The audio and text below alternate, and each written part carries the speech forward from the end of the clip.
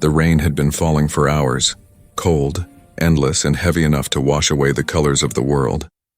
Streets of the ruined colony city were silent except for the sound of water hitting metal. Broken lights flickered weakly, trying to stay alive. Eli walked alone through the empty lanes, his boots splashing through puddles of mud and oil. He had no reason to be outside at that hour, except that he couldn't sleep anymore. Nights were the worst. Nights brought memories. He was once a soldier. Now he was nothing, just another human survivor in a half-dead world. The war had ended, but peace never came. The sky still looked sick. The air still smelled of burned metal. And somewhere deep inside, Eli still carried the sound of explosions in his head. He pulled his jacket tighter and moved under a broken shelter. The rain was too strong. He stopped beside a wall covered in strange symbols. Alien graffiti left by the invaders years ago. Most people painted over them, but not here. This part of the city had been forgotten. Then he heard it, a soft cry. At first he thought it was the wind, a trick of the rain. But it came again, faint and weak. A sound of pain. A sound that didn't belong in this silence. Eli froze. His hand moved toward the small pistol hanging at his side. He scanned the shadows. The cry came again, this time closer. He followed the sound, step by step, moving carefully between the ruins. Lightning flashed for a moment, and that was when he saw her, a small figure crouched beside a broken metal crate. She was shaking violently, her arms wrapped around herself. Her body looked thin, too thin, and covered with a torn silver cloth that clung to her skin in the rain.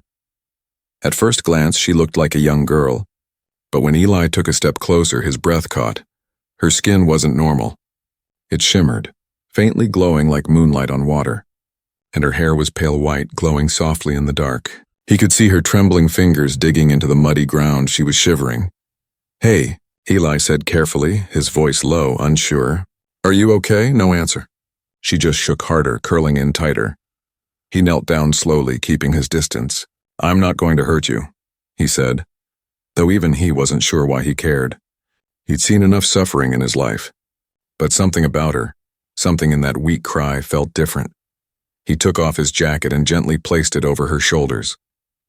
The moment the fabric touched her skin, she flinched and whispered something.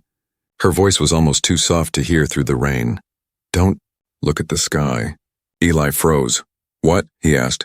But before he could say more, lightning flashed again, and the stars, beyond the few that were still visible through the clouds, flickered.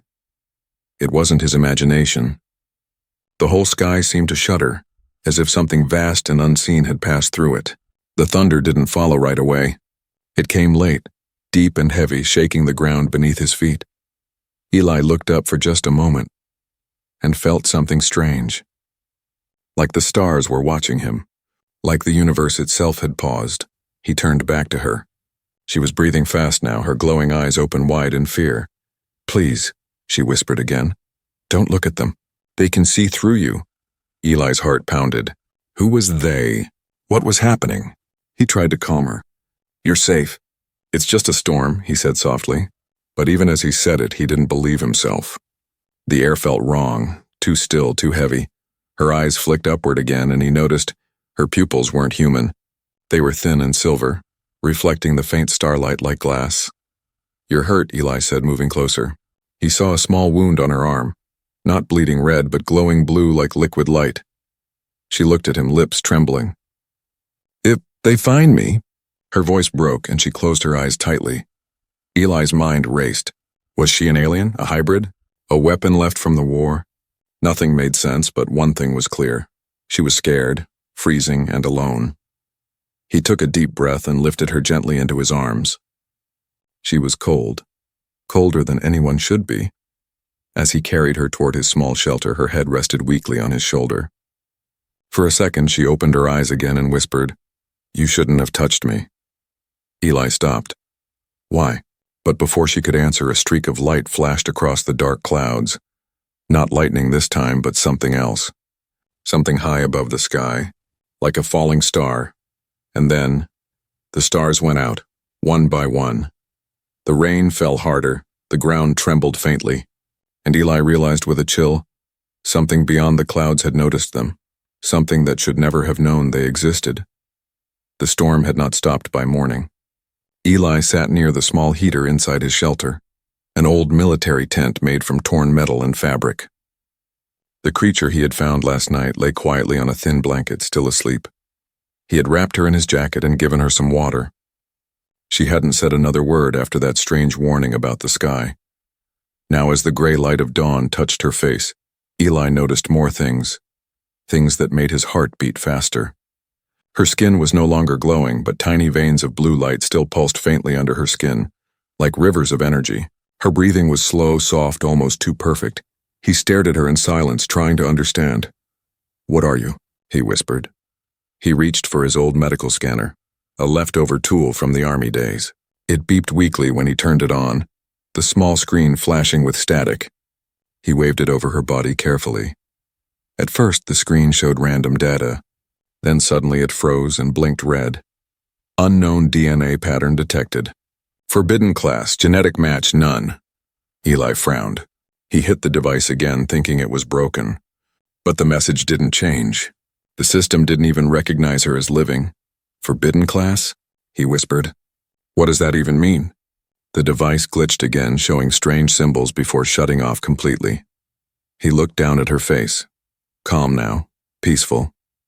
She looked like a young girl, maybe 16 or 17. But deep inside, Eli knew this wasn't human at all. When she finally opened her eyes, he saw that same soft silver glow again. She looked around, confused, scared, like she didn't belong here. Where am I?" she asked weakly. "You're safe," Eli said softly. "You're in my shelter. You were freezing out there in the rain." She looked down at her hands, at the faint blue lines that glowed beneath her skin. Then her eyes met his. "You shouldn't have saved me." Eli raised an eyebrow. "You're welcome, I guess," he said, trying to sound calm. "You were dying." She shook her head slowly. "If they find me, they'll destroy your planet," Eli blinked. "They? Who are they?" She didn't answer. Her gaze drifted upward, hours toward the tent's ceiling, as if she could see through it. "You don't understand," she said softly. "I was never meant to exist. They made me by mistake." Her voice trembled when she spoke those words. "They called me Area. It means echo of the stars, but I wasn't supposed to wake up." Eli stared at her, his mind spinning. "What are you talking about? Who made you?" She looked at him again, her silver eyes reflecting his worried face. "My people. The Starborn. We were made from starlight and code, but they destroyed us all before we could grow. I was the only one who escaped." Eli rubbed his forehead. He wasn't sure if this was madness or truth. The war had already shown him things beyond belief. Alien ships, plasma storms, genetic monsters. But this girl felt different. Before he could speak again, a soft humming filled the air. His radar screen flickered on by itself. A red dot appeared, something moving fast in orbit. He stood up instantly. "That's a ship," he said. Iria nodded slowly. "They've found my signal. The moment I spoke last night, they heard me." Eli felt a cold shiver run down his back. "You mean, that's what happened to the stars?" "Yes," she whispered. "When I use my voice, it travels through light. It reaches them. That's how they track me." Eli looked outside through a broken window. The rain had slowed, but the clouds above were moving unnaturally, swirling in perfect circles. "Listen," he said quickly. "I don't care who they are. You're hurt and I'm not letting them take you." Her eyes softened, but sadness filled them. "You're brave, human. But you don't understand. The Starborn don't forgive. They erase." Eli didn't reply. He grabbed his old rifle, checked its charge, and looked at the radar again. The red dot was now 3, no 4, separate signals descending through the atmosphere. "They're coming," he muttered. Iria placed a trembling hand on his arm. Her touch was cold but gentle. "If you hide me, you'll die." He looked straight into her glowing eyes. "Then let them come." Outside, thunder rolled again, but this time it wasn't from the storm. The sky flashed white as streaks of light pierced through the clouds, ships entering the lower atmosphere. Iria gasped, clutching her chest. "They're close. I can feel them." Eli turned off every light inside the shelter. The sound of engines echoed above. He could see faint shadows moving through the mist, drones scanning the ruins. "Stay quiet," he whispered. "Don't move." But as the first drone passed overhead, Iria's skin began to glow again, faint at first, then brighter. She covered her mouth, terrified. "Stop it," Eli whispered, "and they'll see you." "I can't," she said in a trembling voice. "My body reacts to their signal." Eli's eyes widened as a beam of red light swept across the ground. The drone stopped hovering near the tent. Then for the first time, Aria's tears fell. Tiny drops of glowing blue light landing softly on Eli's hand. They didn't vanish. They shimmered like stars, sending a faint signal upward into the sky. Eli stared at the glow, realizing too late that her tears weren't just water. They were calling something, and somewhere high above, the hunters answered. The first explosion came before dawn. Eli woke to the sound of thunder, but it wasn't thunder this time. The ground shook, dust falling from the old metal roof. He grabbed his rifle and ran to the window. In the gray morning mist, streaks of fire cut through the clouds like falling stars. The hunters had arrived.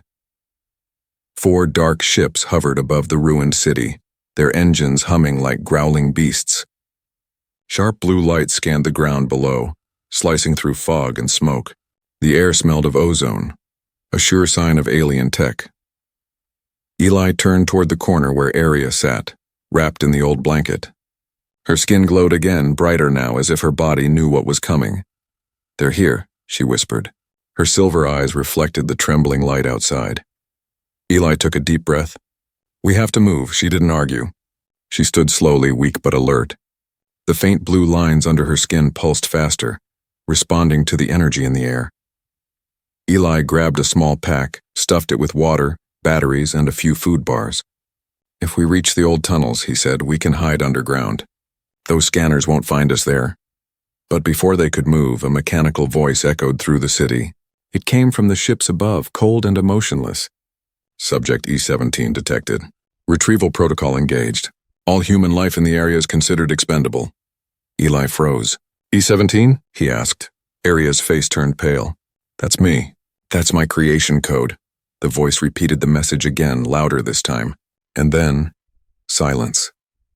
Eli peered through the window and saw them. Strange metallic figures walking through the fog. They weren't soldiers. They were drones. Tall, human-shaped machines with smooth heads and glowing red eyes. Each carried a plasma spear. They moved slowly, scanning every corner, every ruin. One stopped near a broken wall, its head turning toward Eli's shelter. "Stay behind me," he whispered. Aria shook her head. "You can't fight them, Eli. They're not alive. They're part of the Void Network. They don't feel pain. They don't stop." Eli smirked slightly. "Good. Then they won't mind if I shoot first." He aimed through the window and fired once. The shot hit the nearest drone in the chest, a burst of blue sparks.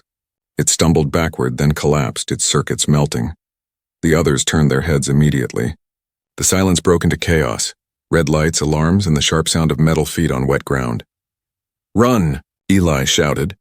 They rushed through the back door, rain hitting their faces as they moved between the ruins. Aria tried to keep up, her glowing form hidden under Eli's jacket.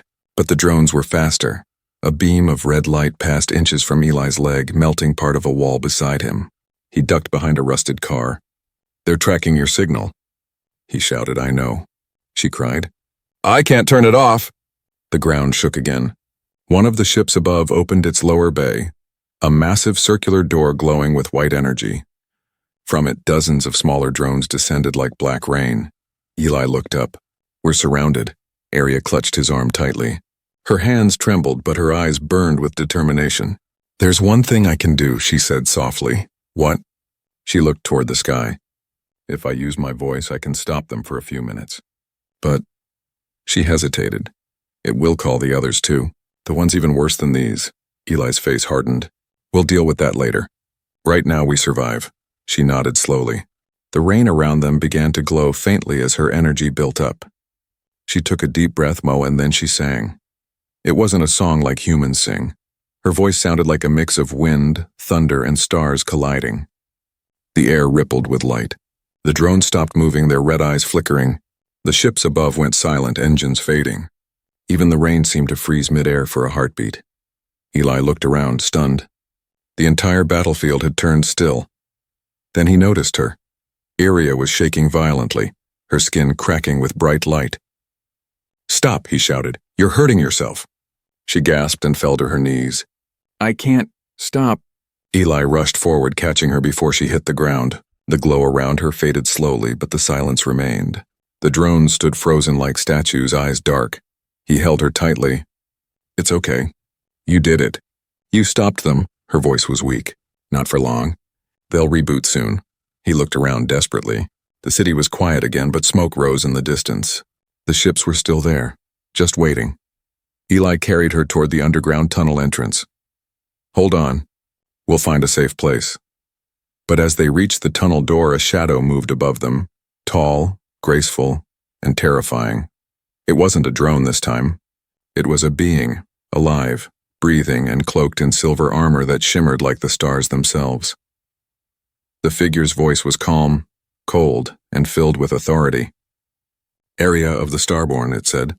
Your existence violates the ancient code. Come with us or this world will burn. Eli raised his rifle again. Over my dead body. The figure tilted its head slightly, almost curious. That can be arranged. And as the rain fell harder once more, Eli realized this was no longer a hunt. It was a war.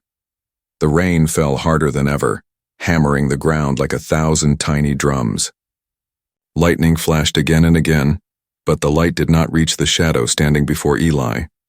The Starborn warrior stood tall, elegant and deadly, wearing silver armor that glowed softly under the storm. His face was hidden behind a smooth mask that reflected everything like glass. Behind him, the frozen drone stood still, their red eyes dark after Aria's strange song. For a moment, there was only silence between them, the calm before something terrible. Aria, still weak, leaned against Eli's arm. Her voice trembled. That one. He's a commander. His name is Kale. The warrior tilted his head slightly as if hearing her words through the rain. You still remember me, little echo? His voice was deep but smooth, not angry, not kind, just empty. Eli raised his rifle. Stay back. Kale took a step forward. You protect her, he said slowly. But do you even know what she is? I don't care, Eli replied. She's alive. That's enough. The Starborn warrior stopped. For a second, his mask tilted downward, almost like he was studying the human before him. Then he said, You are brave. For something so fragile. Eli's hand tightened on his weapon. Try me. Before Kale could speak again, a bolt of lightning struck nearby, lighting the scene for a brief moment. And in that flash, Eli fired. The plasma bolt hit Kale's chest, exploding in sparks.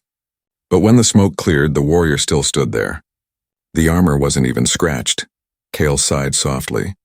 Human weapons, he said. Still noisy. Still useless. Then with one motion he raised his hand. A shockwave burst from his palm, throwing Eli backward through the mud. His rifle flew from his grasp and landed far away. Eli groaned, trying to get up, but Kale was already walking toward Aria. Don't, Eli shouted. Aria took a step back, her glowing eyes full of tears. Please, Kyle, let him live. Kale stopped again, his head tilting. You care for this human?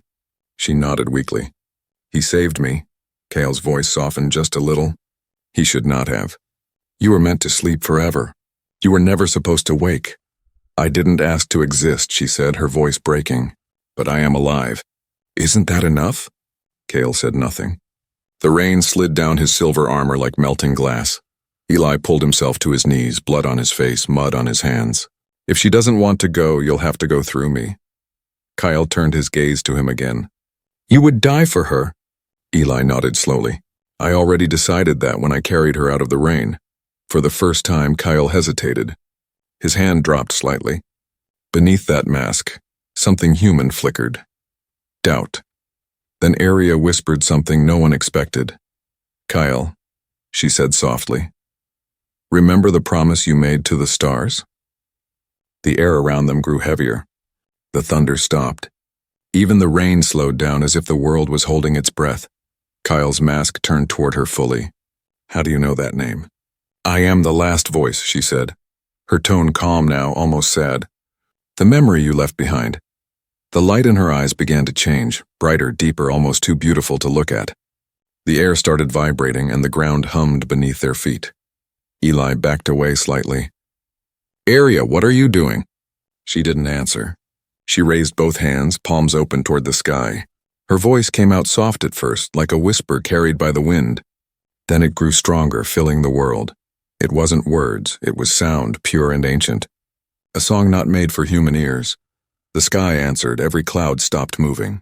The rain froze mid-air, hanging like crystal drops around them. The stars above, hidden behind storm clouds moments ago, appeared, not shining but listening. The world fell silent. Cale dropped his weapon, eyes wide behind his mask. "No, not again," he whispered. That power was lost, Eli watched in awe. Her voice wasn't just stopping sound, it was rewriting reality itself. The frozen drones began to crumble into dust. The ground cracked and the city lights flickered. Iria's body glowed so brightly it hurt to look at her. Her song filled every corner of the night, and for a brief moment Eli felt peace. Real peace, but then the silence deepened. Even the sound of his heartbeat disappeared. He tried to shout her name, but no sound came out. His voice was gone. The universe had gone mute. Iria turned toward him, tears glowing on her cheeks. "I'm sorry," her lips said without sound. It was the only way. Cale fell to his knees, defeated. His armor cracked, glowing from within. "The voice of creation," he mouthed silently. "You are it." And then, as suddenly as it began, the light vanished. The rain fell again. The sound returned, first as a whisper, then as a roar. Iria collapsed into Eli's arms, unconscious. Her glow was gone. Cale looked up, his mask broken, revealing tired blue eyes. He whispered softly, "Now the others will come. She has awakened the old code." Eli held her tightly, confused and frightened. "What others?" Cale's voice faded. "The ones who made us." And as he vanished into a shimmer of light, Eli looked up at the stars. They were no longer silent. They were moving. The world was quiet again, but it wasn't peace. It was the kind of silence that comes before something huge breaks. The rain had stopped. The air felt strange, heavy, alive. Eli sat on the cold ground, holding Iria in his arms. Her glowing skin had dimmed completely now. She looked pale, fragile, almost human. Her breathing was shallow, and every now and then a faint blue spark flickered across her chest, like a heart that didn't quite know how to beat. "Hey." "Wake up," Eli whispered. "Come on, Iria, don't leave me now." No answer. He looked up at the sky. The clouds had drifted apart, revealing the stars, but they weren't still anymore. They pulsed, moved, as if whispering in slow patterns only she could understand. He didn't know what to do. The strange warrior, Kyle, had vanished, leaving only a faint shimmer of light where he'd knelt. His last words haunted Eli's mind. "The ones who made us." Eli carried Iria back into the shelter. The air inside felt warmer, safer. He placed her gently on a cot and covered her with his old blanket. Then he noticed something strange. The symbols on the walls and the old alien graffiti he had ignored for years were glowing now, faintly blue. Lines connected one symbol to another, forming a circular shape. It looked almost like a star map. He reached out and touched it. Instantly, his vision blurred. The world around him faded, and he was no longer in his shelter. He stood in a place made of light, a vast, endless hall of floating symbols and glowing spheres. A voice echoed softly like a whisper carried by time itself. "Human, you hold the echo." Eli spun around. "Who's there?" "You protect what we made, but do not understand." He saw shapes moving in the light, tall figures made of stars, their faces hidden by shining veils. They were not human. They weren't even physical. They looked like beings made of pure thought. "Are you the ones who made her?" he asked. "Yes," said the voice. "We are the architects and the first minds. We built the Starborn to keep balance in the galaxy. They were meant to sing the laws of creation, to keep harmony between worlds." Eli frowned. "Then why are you hunting her?" "Because she is not one of them," the voice said. "She is something new. Something unplanned." Eli's heart pounded. "Unplanned." "A mistake," another voice added. "A song that was never supposed to exist. She was born from broken code and emotion, love, memory, things that were never meant to mix with light." He shook his head. "That's not a mistake. That's life." The light around him flickered, almost like the beings were offended. "She carries the seed of origin," the voice said. "If awakened fully, she can rewrite existence, change the rules, and the order that keeps galaxies alive." Eli stepped closer, angry now. And your order means killing anyone who doesn't fit your design? The light grew harsher. If the song is wrong, the stars will fall.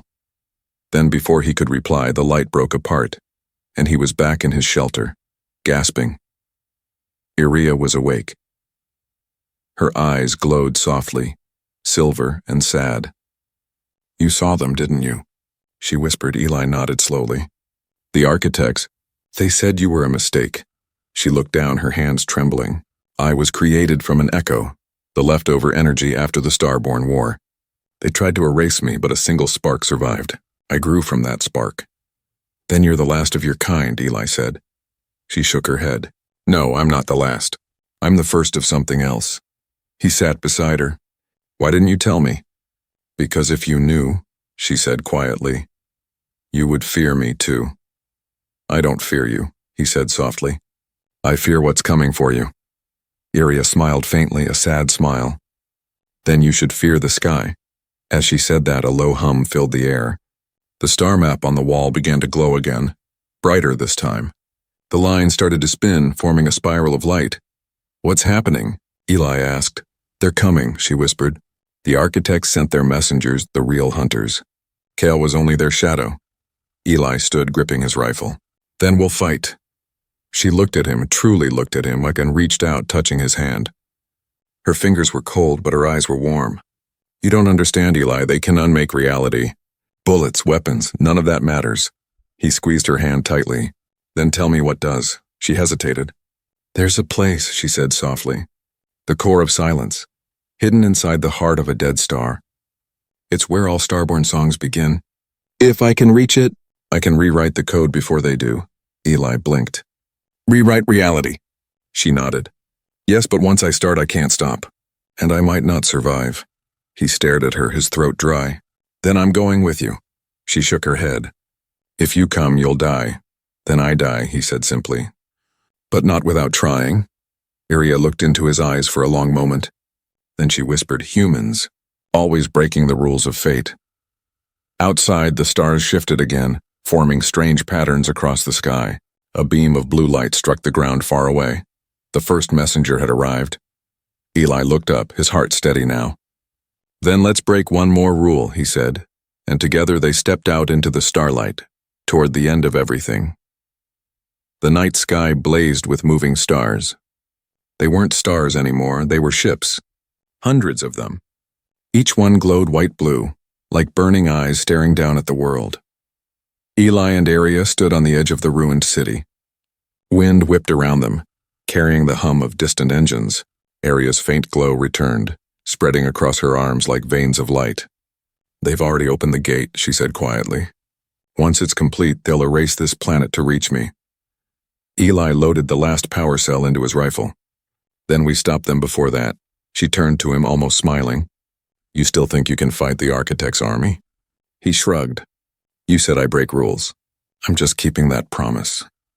They moved quickly through the empty streets toward the mountains. Beneath those mountains lay the core of silence, a forgotten starborn structure buried since the old war. The closer they got, the louder the hum of the gate became. It was like standing near the heart of the universe, beating in pain. Eli glanced up. Between the clouds he saw flashes, silver ships tearing open the sky. Beams of light touched the ground, burning everything they touched. Iria stumbled but kept walking. They're reshaping space, she said. If they finish, Earth will fold like paper. Then we don't give them the chance, Eli answered, gripping her hand. When they reached the mountains, the entrance to the core appeared. A giant circular door carved from dark metal. Symbols ran across it, glowing faintly in rhythm with Iria's heartbeat. She placed her palm on the door. It responded with a deep hum, unlocking with a sound like thunder under the earth. Inside, the tunnel stretched endlessly downward, filled with mist and soft blue light. The walls seemed alive, pulsing slowly as if the mountain itself were breathing. Eli's voice echoed softly. This place, it's beautiful. It's older than beauty, Iria said. It's where creation first sang. They descended until they reached a massive chamber, the core. At its center floated a sphere of light, swirling with patterns of galaxies. Energy crackled around it, bending gravity itself. Iria approached slowly. This is it. The origin of every Starborn song. If I reach the center, I can rewrite the code. Stop the architects from touching this world. Eli nodded, though fear twisted inside him. And what happens to you? Her eyes softened. I'll disappear. My voice will become part of the core. He shook his head. No, we'll find another way. Before she could reply, the ground trembled. The light at the entrance flashed red. They found us, she whispered. Dozens of drones poured in, their armor shining like mirrors. Behind them walked tall figures of light, the architect's messengers. Their faces were featureless, but their presence filled the room with pressure strong enough to make Eli's knees tremble. Return the echo, one voice boomed. This is not her world. Arya stepped forward, standing between Eli and the beings. I was never yours to command. Blue light flared from her hands, forming waves of energy that rippled across the chamber. Some drones shattered instantly, but more replaced them. Eli fired his rifle, covering her. Each shot echoed like thunder, cutting through the sound of energy beams. Go, he shouted. Get to the core. She looked back once, and a single tear glowing on her cheek, then ran toward the sphere. The messengers raised their arms. Spears of light shot through the air, slicing walls apart. Eli dove, rolling behind fallen metal. His weapon overheated, smoke rising from its barrel. He grabbed a fallen drone's gun, heavy and unfamiliar, and fired again. The blast ripped through a messenger's chest, tearing its light apart. Arya reached the core and placed her hands on its surface. Energy spread outward in rings. Her voice returned, soft at first, then fierce. Let the stars remember freedom. The sound wasn't just heard, Moise, it was felt. The entire chamber vibrated. The walls glowed with moving constellations. The messengers screamed, not in pain, but in dissonance, their light flickering violently. Eli watched as Arya rose into the air, surrounded by a halo of spinning symbols. Her body shimmered between solid and light. Arya, he called, you're burning out. She looked down at him, smiling faintly. Keep your eyes on the sky, Eli, it's about to change. The core exploded in brightness. A column of light shot upward, piercing the mountain and the clouds beyond. Outside, every ship in orbit froze. Their engines went silent, the storm vanished. The stars themselves stopped moving, then began to sing. It was a sound no human could truly describe. Part wind, part heartbeat, part infinite sorrow. The messengers dissolved into dust, their voices fading into the music. Eli shielded his eyes as the core's energy dimmed. When he looked again, Arya was gone. Only her faint glow remained, drifting like mist. He fell to his knees, tears mixing with dust. You did it. But where are you? A soft whisper answered, not in the air, but inside his heart. I'm still here, just listening. He looked up. Above the broken ceiling, the night sky shone brighter than ever. The stars formed a new pattern, a glowing spiral shaped like a human hand reaching out toward Earth. Eli smiled weakly. Then I'll keep fighting, until you come back. The wind carried her fading echo. And when you call my name, the stars will answer. The sky had changed forever. Where the architect's fleet once burned across the heavens, now only silence remained. A deep, endless silence that felt alive. The stars glowed softer, warmer, like candles after a storm. Eli stood alone at the edge of the shattered mountain. The core had collapsed hours ago, leaving only glowing dust drifting through the air. His body was bruised, his armor torn, his weapon useless. But none of that mattered, because she was gone. The one who had stopped the architects, the girl born from starlight and sorrow, had vanished into the silence she created. He stared at the sky, whispering her name again and again. Arya, where are you? The wind carried no answer. Only faint whispers of energy flickered around the crater, like the world itself was still remembering her. He sat down on a rock, exhaustion hitting him all at once. Every muscle ached. His mind replayed her last words over and over. When you call my name, the stars will answer. He didn't understand what she meant then. But now, sitting in the middle of what used to be a war zone, he began to feel something strange. A rhythm in the air, gentle, like breathing. The dust around him glowed faintly blue. It swirled, slowly forming shapes in the air, patterns that reminded him of her voice. He reached out and the particles floated toward his hand, soft and warm. Is that you? He whispered. A faint whisper replied inside his head, softer than the wind. Eli, his eyes widened. He stood up, looking around, heart pounding. Aria, where are you?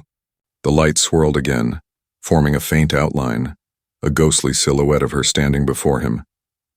She looked the same, but different, made of energy, her form transparent and shimmering like water. You kept your promise, he said, tears filling his eyes. She smiled faintly. You kept yours first. Eli stepped closer, reaching out, but his hand passed through her form. It was like touching mist. Are you alive? He asked. I don't know, she said softly. My body is gone, but my voice still lives inside the core. I'm part of the pattern now. I can see everything, every world, every song, every star. He shook his head. Then bring yourself back. I can help you? She smiled again, sad this time. I can't. The core used my essence to restore balance. If I return, the silence will break and they'll come back. Eli looked down, fists clenched. So this is it? You save the universe and you fade away? Her voice softened. Not fade, become. The wind blew around them gently, lifting dust and light. Her outline shimmered brighter. Look at the sky, Eli, he did. The stars above were moving again, but not randomly. They were forming lines, drawing patterns across the heavens. Slowly, a symbol appeared among the stars, and her mark. The same glowing crest he had once seen on her neck. He gasped. You did that? It's my song, she said. Every world will see it tonight. Every living being will remember that even the smallest voice can change the silence. He couldn't stop the tears now. I wish you could see yourself. You'd be proud. Her form flickered gently. You'll see me again someday, humans. They live so fast, but your hearts reach farther than any star. When your story ends, I'll be waiting at the edge of the light. He smiled weakly through the tears. You sound like you've been reading poetry. She laughed softly. That same light laugh he'd heard when he first found her shivering in the rain. Maybe I learned it from you. The wind carried her voice now, spreading through the ruins, through the mountains, into the open air. The night sky shimmered, the stars pulsing with each word she spoke. Thank you, Eli, for seeing me as more than a weapon, for seeing me as alive. He took a deep breath and whispered, You were never just alive, Iria. You were human. For a moment, the stars themselves seemed to brighten, as if smiling. Her light began to fade, her form slowly breaking apart into tiny glowing fragments. He reached out again, trying to hold on to her one last time, but the fragments floated past his hands, dancing upward toward the sky. Goodbye, my human, her voice echoed softly. The fragments rose higher and higher, until they vanished into the glowing constellation she had drawn, the mark of the starborn. Eli stood there long after she was gone. The night grew colder, quieter, but somehow gentler. He looked down at the ground where she had stood. A single crystal lay there, with a small tear-shaped gem glowing faint blue. He picked it up, holding it tightly. Inside, faint ripples of light moved like a heartbeat. He smiled. Guess I'm not alone after all. Then he turned and began to walk down the mountain, the light of the crystal guiding his way. Behind him, the stars shimmered one last time and then fell silent again. Belog. Years later, explorers would find the mountain ruins and name them the Singing Crater. Every night when the wind blew through the broken stone, it carried a sound, a soft, wordless hum. Some said it was just the echo of the wind, but others swore they could hear a voice inside it, whispering a name, Eli,